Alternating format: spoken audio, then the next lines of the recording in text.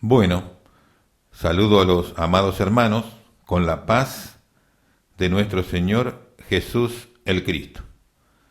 Como lo he mencionado en la introducción del Nuevo Testamento, vamos a comenzar hoy a tratar los temas de una selección de versículos que va a demostrar de una manera irrefutable los cambios y trastornos que han hecho con el objetivo de que todo aquel hermano que es autodidacta, es decir, que estudia la Biblia, que se empeña en el conocimiento de la palabra, y además de eso, sigue el eslogan que dice que la Biblia es la infalible palabra de Dios, él estudia, él aparta tiempo, él ayuna, y él se afirma plenamente en el texto Reina Valera 1960.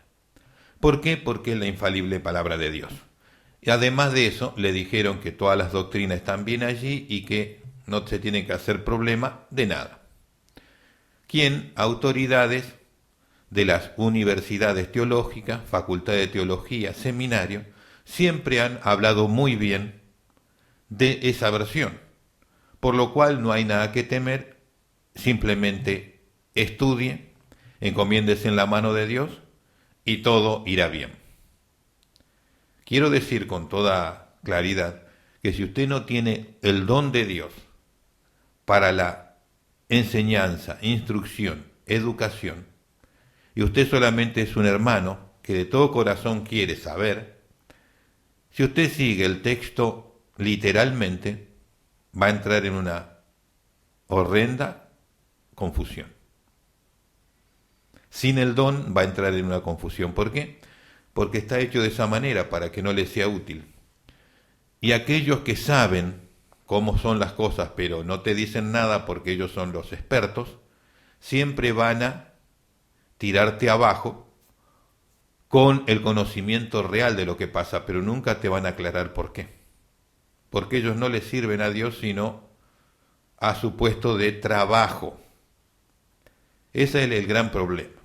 Hemos mencionado que vamos a introducir en ciertas cosas, pero vamos a hacer una introducción también, una cuarta introducción, porque es importante en este momento mencionar ciertas cosas.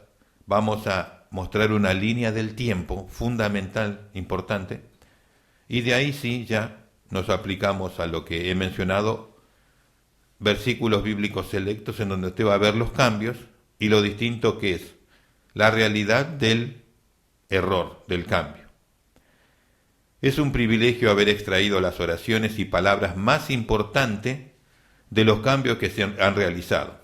Desde ahí tenemos un panorama y una perspectiva clara y determinante sobre las intenciones de los autores de estos actos.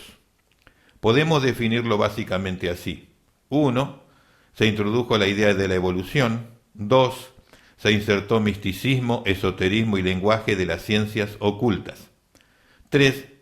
Se destruyó la historia, cultura y lenguaje del pueblo de Dios. El pueblo de Dios habla de un modo que no está determinado por Dios, sino que lo determinó estas versiones modernas.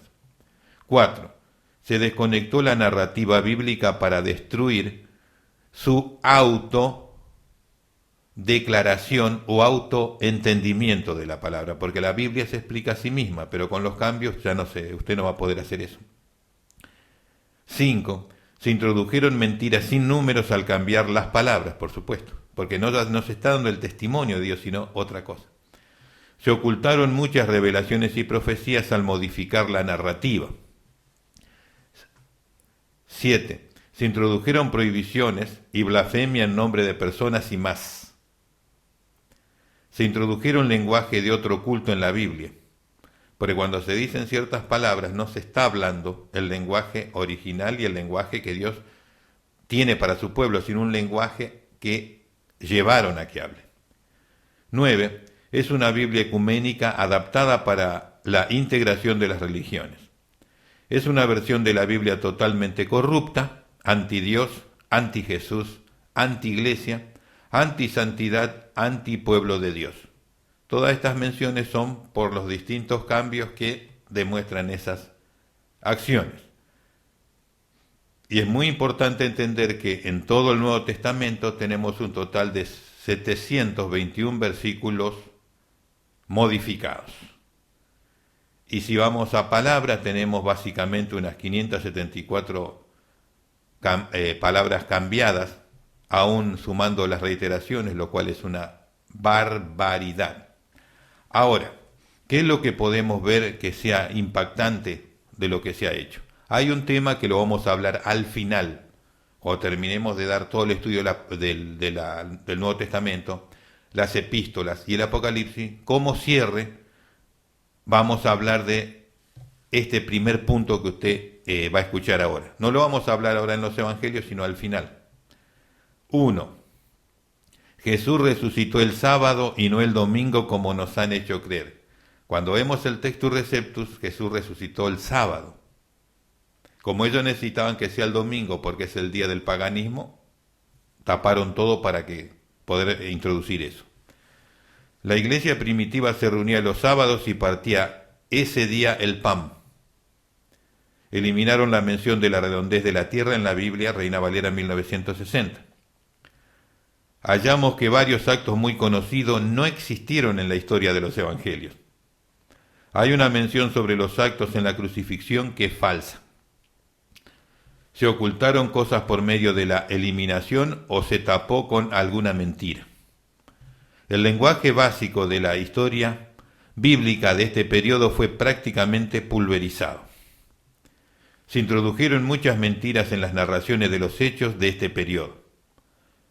El nombre Jesús, Jesucristo introducido en esta versión bíblica Reina Valera 1960, es una maldición de los judíos talmúdicos. Se observa nítidamente el odio de los judíos talmúdicos y cabalistas manifestado en esta Biblia. Es innegable, pues sus acciones son muy obvias. Las calificaciones de los actos humanos delictivos cambiados, minimizados o maximizados, no respetando lo que Dios habló. Decenas de oraciones nuevas tenemos en la Biblia y nuevas doctrinas surgen de esas nuevas palabras puestas allí y de esas oraciones nuevas. Se pueden generar nuevas doctrinas y de ahí está donde está el sermonal protestante evangélico, en donde solamente puede hablar lo que un sermonal de cierta autoridad sacó a la venta. Si no habla eso, tiene problema. No es nada distinto al catecismo católico. Nada distinto. Vamos a ingresar entonces ahora en la línea del tiempo para que usted tenga este dato en este momento antes de empezar. Es la imagen que dice en el título, línea del tiempo de la Biblia, sus defensores y los corruptores del texto recibido. Arriba, la parte de arriba de esa línea, es la línea del Textus Receptus, es la palabra de Dios en verdad. Abajo, en la parte de abajo de la línea del tiempo, está la parte y el testimonio de los corruptores durante la historia, y eso lo quiero mencionar y entienda claramente esto.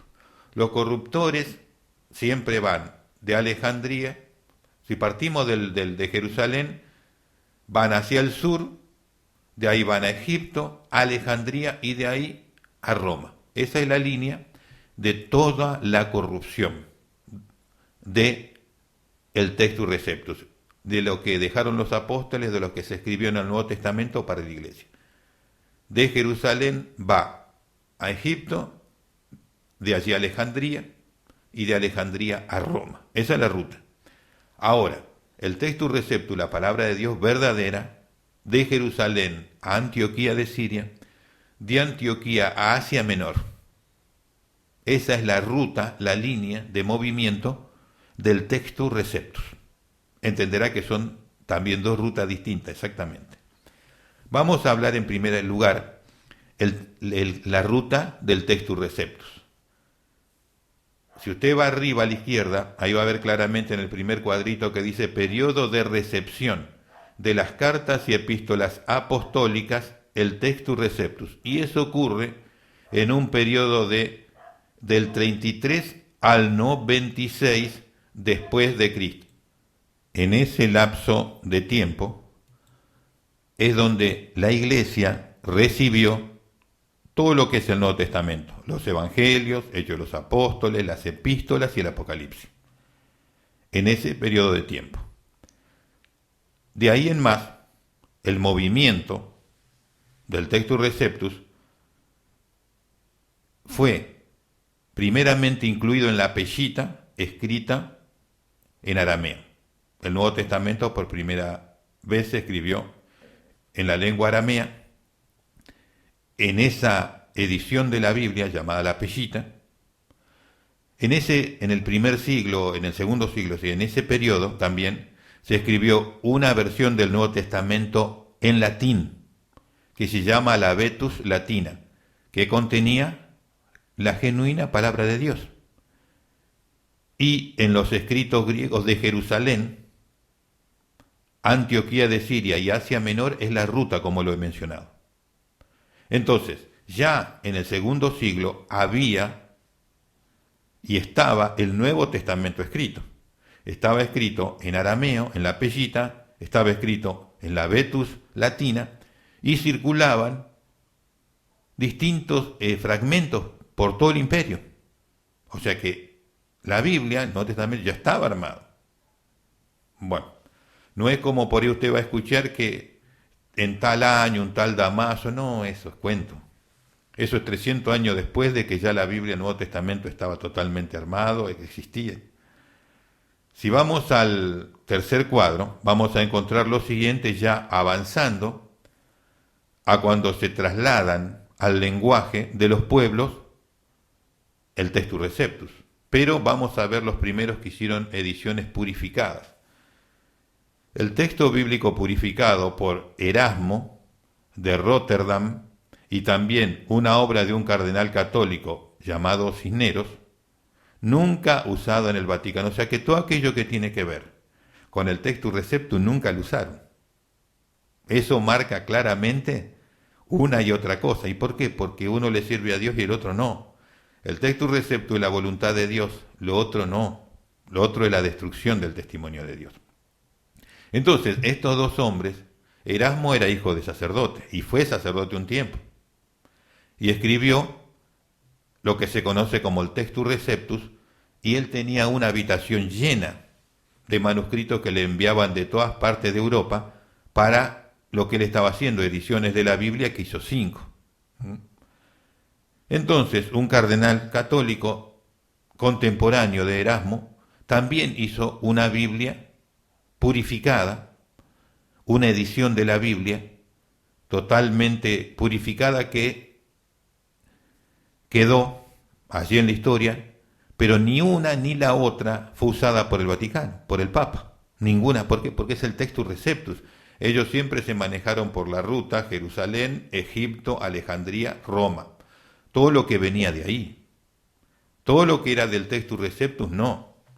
Ahora bien, una vez que ya están estas ediciones nuevas, escritas en latín, pasa un tiempo y surgen las Biblias que hoy se llaman Textus Receptus y que son conocidas totalmente, traducida al lenguaje de los pueblos, al español, traducida al inglés. En el cuarto lugar tenemos obra de traducción a la lengua de los pueblos. Casiodoro de Reina en 1569, Cipriano de Valera 1602 y el King James 1611, todas del Textus Receptus sin corrupciones. Estas tres Biblias hablan igual, por más que sea en inglés. Una la haya escrito Casiodoro de Reina y luego Cipriano de Valera, que luego forman la línea. Esa son iguales, hablan iguales. ¿Por qué? Porque es el Textus Receptus. Y el último cuadrito lo voy a dejar para al final. Entonces tenemos claramente ahí, esa es la línea donde se movió el Textus Receptus. Ahora, en la parte de abajo, lo más importante acá, que de Jerusalén hacia Egipto salía todo lo corrupto.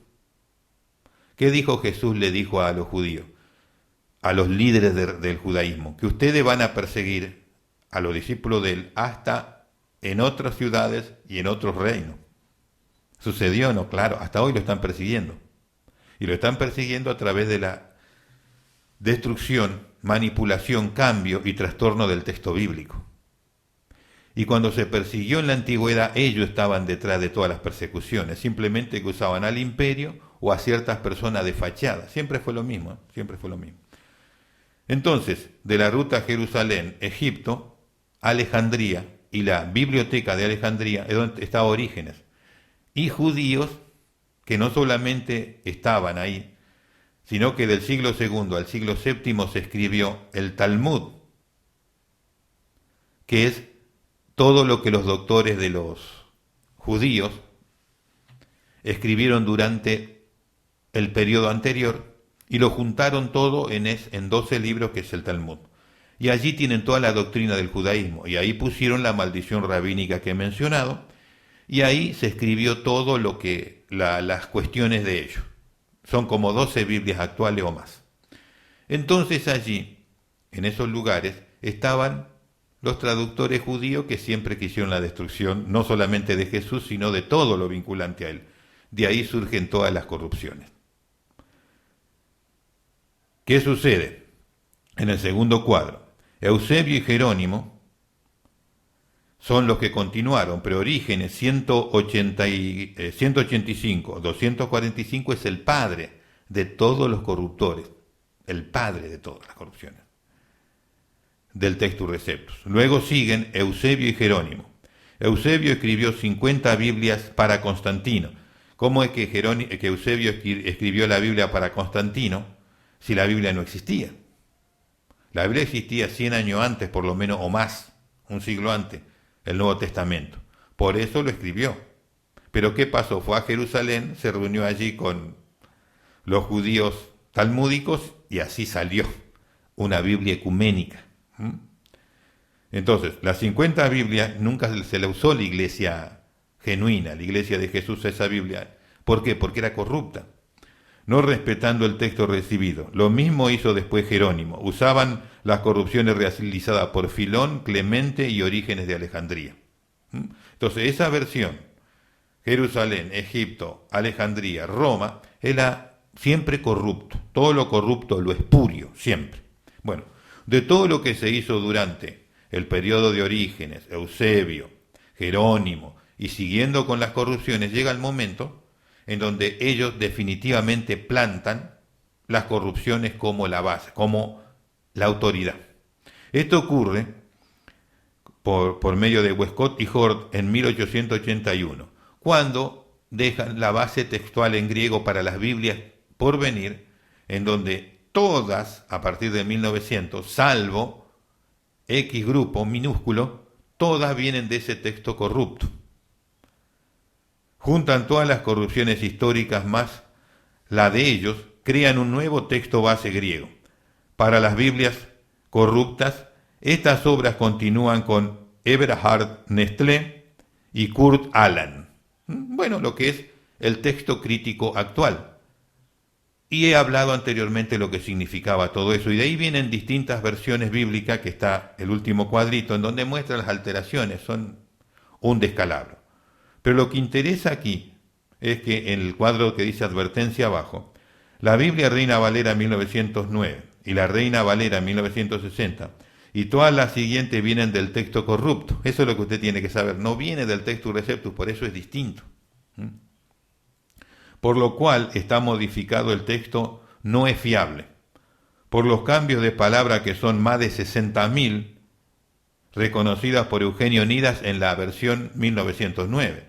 10.000 más se agregaron en la versión Reina Valera 1960, reconocido públicamente por el presidente de esa obra, Eugenio Nidas. Por eso están los cambios que estamos hablando. Pero esta se la considera lo básico que ellos necesitaban para los protestantes, pentecostales y evangélicos. Por lo menos esto querían para ellos.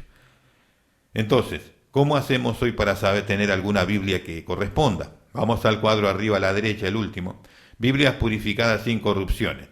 Todo lo que es Reina Valera hasta 1862 tiene el Textus Receptus, pero tiene un lenguaje distinto. La línea en inglés King James hasta 1870 tiene el Textus Receptus. Hoy se puede contar con la Biblia purificada 1602.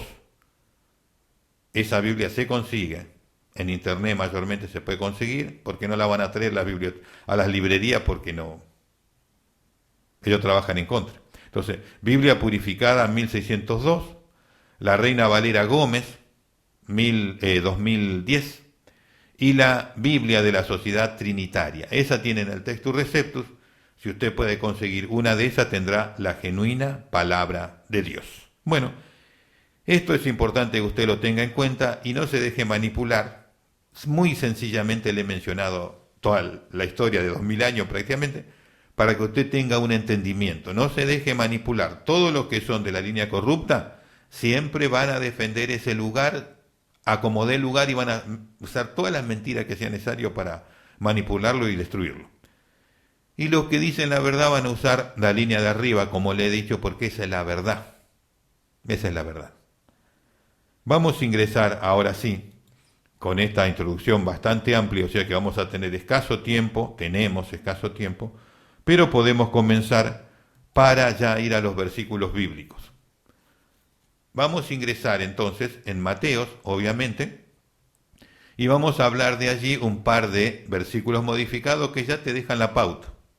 Luego puedes ver todos los cambios que existen y te darás cuenta que palabrita a palabrita se hace un verdadero desastre. El primer ejemplo vamos a ver cómo introdujeron misticismo, esoterismo y lenguaje del otro reino y del otro culto en donde tuvieron lugar. Mateo 2.1, versión Reina Valera 1960 dice: Cuando Jesús nació en Belén de Judea en días del rey Herodes, vinieron del oriente a Jerusalén unos magos. Bueno, unos magos, no existe eso, esa mención ahí. ¿Qué dice el Textus Receptus? He aquí unos sabios. No eran magos. Ya introducen misticismo y ministerios paganos. Completan lo que ellos necesitaban. Se introdujeron el nombre de la diosa madre en el Antiguo Testamento. Ya se hablaba del Padre en distintos nombres de distintas divinidades. Y ahora les faltaba conectar con el Hijo para la Trinidad pagana. ¿Vio? Bueno, y lo hicieron ahí. Pero para ello necesitaban un ministerio de ellos, magos. Por eso cambiaron. La Biblia habla de sabios, no de magos. Ahora aquí tenemos dos versículos que lo vamos a tratar juntos, porque es muy importante comprender esto. En el estudio del texto bíblico, en su momento mirando, pero yo digo, pero esto, según como está narrado, esto está indicando tal cosa, pero las palabras que sentenciaban, ¿no? Pero no entendía por qué era así. Lo entendí cuando vi los cambios que se hacen. Mire esto, que es muy importante. Cuando comienza a predicar Juan el Bautista, nosotros tenemos una palabra que luego se repite cuando Jesús envía a predicar a los apóstoles. Tenemos la misma oración. ¿Por qué? Porque igualan para abajo. Veámoslo. Mateo 3.2, versión Reina Valera 1960 dice: Este es el mensaje de Juan el Bautista, diciendo: arrepentíos porque el reino de los cielos se ha acercado. Claro, ellos sabían que estaban en el cuarto imperio, el reino de Dios estaba ahí. ¿Qué es lo que realmente dijo Juan? Que el reino de los cielos se acerca. No quiero predicar, pero esto es una cosa muy importante. No dijo se ha acercado. Es como decir, cambió de estadio. Estaba en un estadio, ahora está en otro lugar, está más cerca. Eso era verdad, pero no en el nivel que estaba hablando Juan. Se ha acercado, estaba ahí Juan. El reino de los cielos estaba ahí. Veamos ahora, pasemos a Mateo 17, versión Reina Valera 1960, dice: y yendo predicad, diciendo, el reino de los cielos se ha acercado. Otra vez la misma oración, ¿vio? Tenemos anteriormente, el reino de los cielos se ha acercado, leemos ahora, el reino de los cielos se ha acercado. ¿Eso se había hablado? No, no. Mire lo que dice, mire lo que hicieron. Dejan una misma palabra y anulan lo otro. ¿Qué dice el Textus Receptus? El reino de los cielos ha llegado. El reino de los cielos está aquí. ¿Qué distinto va a predicar usted si... ¿no? ¿Qué hicieron ellos? Te lo tijaron para atrás. Usted no puede hablarlo en realidad porque se la cambiaron ahí. Porque cuando se observaba eso a las órdenes de Jesús, era claro que el reino estaba. pero las palabras no acompañaban. Bueno, va a predicar lo que tiene, no lo va a poder hacer. Llevando a lo imposible. Mire, acá hay algo que realmente es imposible, así como lo tenemos hoy nosotros. Vamos a ver en Mateo 5:22, versión Reina Valera 1960. Pero yo digo que cualquiera que se enoje contra su hermano, enojarse nada más, será culpable de juicio, y cualquiera que diga necio a su hermano será culpable ante el concilio. Y cualquiera que le diga fatuo quedará expuesto al infierno de fuego. O sea, usted se enoja, usted está perdido. Entonces, quiere decir que el Señor lo que tiene que hacer es extirpar la opción de enojarse. Porque lo contrario, usted está cocinado. Vamos a ver qué dice el Textus Receptus. Mas yo digo que cualquiera que se enojare descontroladamente contra su hermano, se enloqueciere. A eso se refirió Jesús. Que se enoje no, porque es algo que humanamente es correcto, porque usted se tiene que enojar contra lo malo y contra todo tipo de injusticia, pero no locamente.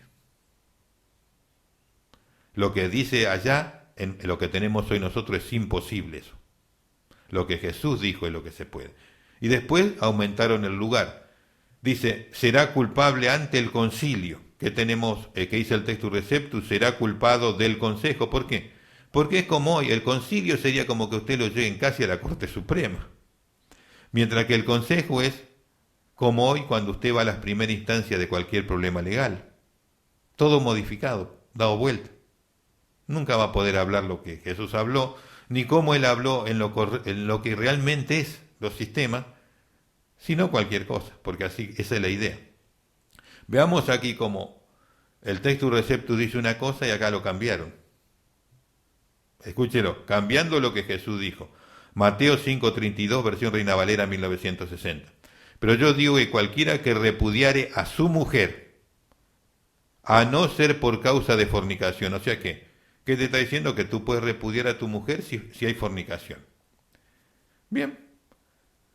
Después dice, hace que ella adultere, y el que se casa con la repudiada comete adulterio. ¿Qué dice realmente el Textus Receptus? Escuche. Mas yo digo que cualquiera que repudiare a su mujer fuera de causa de fornicación, eso es lo que Jesús dijo, fuera de causa de fornicación, hace que ella adultere, y el que se casa con la repudiada comete adulterio. ¿Y esto por qué Jesús lo mencionó de esta manera? Porque esto tiene que ver con la ley de Moisés.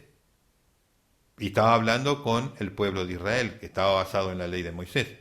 O sea que nosotros tenemos hoy que es, a no ser por causa de fornicación, y Jesús dice fuera, hablan cosas distintas. Entonces nunca va a poder hablar lo que Jesús dijo.